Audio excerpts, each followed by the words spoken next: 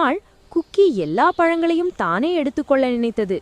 மற்ற விலங்குகள் பழம் கேட்கும்போது, நான் தான் இந்த பழங்களை கண்டுபிடித்தேன், இவை எல்லாம் எனக்குத்தான் என்றது.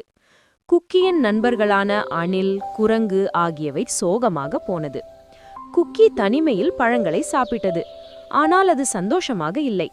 தான் செய்த தவறை உணர்ந்து அடுத்த நாள் குக்கி எல்லோரையும் அழைத்து, நண்பர்களே, நான் தவறு செய்துவிட்டேன், இந்த பழங்களை நாம் அனைவரும் சேர்ந்து பகிர்ந்து கொள்வோம் என்றது.